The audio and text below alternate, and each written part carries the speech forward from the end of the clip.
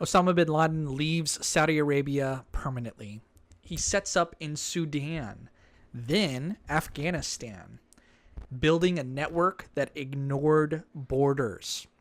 Bin Laden's true genius wasn't as a religious scholar or a battlefield commander. It was a global organizer of chaos. That was his specialty. He used his wealth, charisma, and ideological certainty to link together angry men from Cairo, Riyadh, Karachi, and Jakarta. Major cities in the Middle East, look them up if you don't know where these places are. He created a stateless network of radicalized foot soldiers. He leveraged disaffected youth looking for purpose. He leveraged failed states offering safe havens. He leveraged anti-American sentiment in the Muslim world, inflamed by U.S. foreign policy. Something goes wrong, blame the U.S., creates outrage, join my side, we're anti-America. Makes sense, right? This is what he did. He leveraged technological communication to spread propaganda and recruit globally. Al-Qaeda at this time was not an army. It was a loose collection, a group of ideologically and religiously focused young men. It was a virus with a mailing list. Lawrence Wright shows how bin Laden's version of jihad was viral. It was decentralized. It was ideological. It was apocalyptic. He took the notion of a holy war and he reframed it as a media-savvy global insurgency, willing to use suicide as strategy.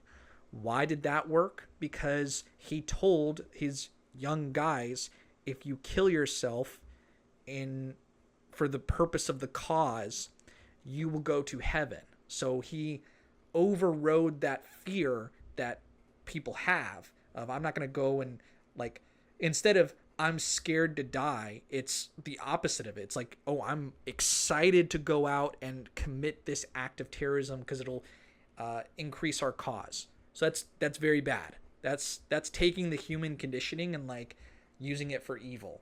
That's my argument today. That's why Osama bin Laden was bad, right? Most chillingly, he was fixated on America.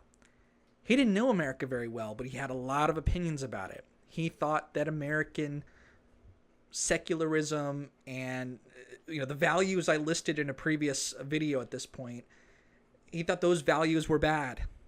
And he wanted to promote his Islamic values, kind of stuck from the year 600 or so.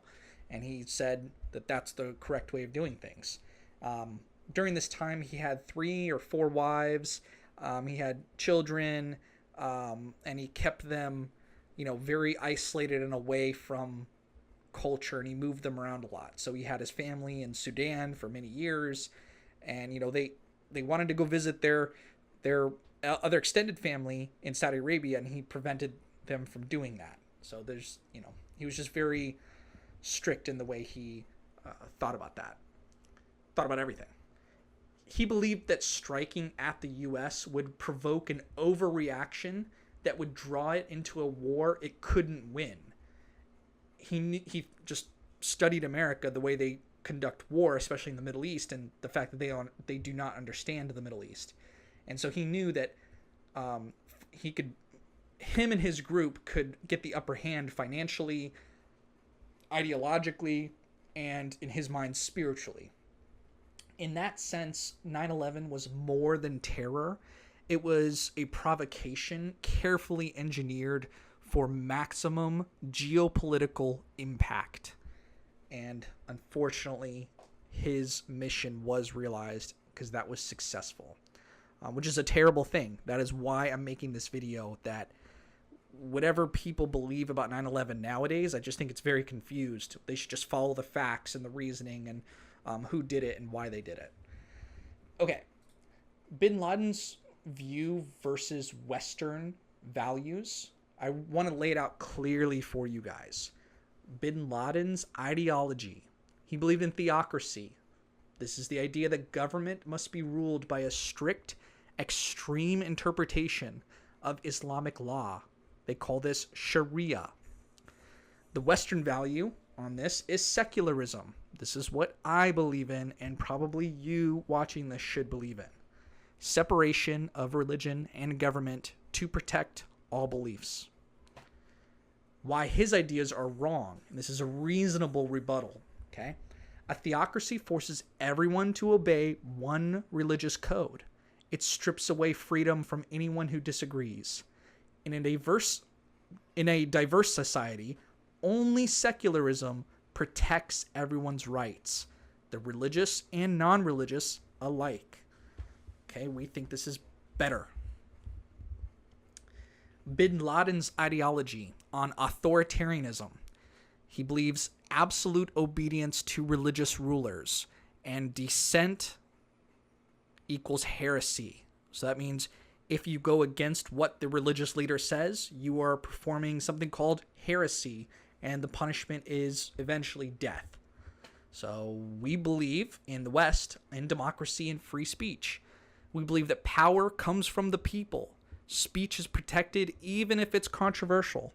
So if you say something that everyone else doesn't like, it's still, you could say it. We're not going to put you to death. It's fine. Okay? In Bin Laden's world, disagreement is a death sentence. But in our world, disagreement is how we learn, evolve, and improve.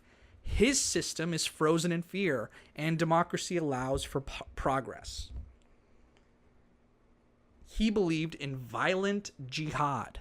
He believed killing civilians is justified to punish infidel nations and to advance Islamic goals. We do not believe that. We believe in human rights and the rule of law. We believe that all people have a right to life, safety, and due process. So he believed it was his right to be judge, jury, and executioner. So he could take an innocent person and say, if you're an innocent person but you're living in the West, that means you promote Western values, so I'm going to determine that you should die. That's not his... He shouldn't say that. That's not his right to do that. So we, as a nation, in order to protect our people and our free speech, need to eliminate him and his group called Al-Qaeda. Where we got it messed up is we invaded and we got into wars between the Taliban and Al-Qaeda. And Al-Qaeda was the group that did 9/11. And instead, the U.S. government switched their focus onto the Taliban. And the Taliban has successfully defended their country and their nation and has taken... so they consider that they won the war in Afghanistan. We, as a large nation, decided it wasn't worth putting more of our guys and girls out there and putting the resources and intelligence in the focus. So President Biden pulled out of Afghanistan, but it still has left a mark that we're trying to get through. And this video is a way for to process through it, through facts and logic, and to see why we did it and areas where we definitely messed up. And one key area that we messed up as a nation is by conflating Al-Qaeda, which did the 9/11 attacks, with the Taliban. The Taliban is also an extremist Islamic organization based in Afghanistan, but they were not our target. They became our target later, and then they eventually held out and won the war. Okay?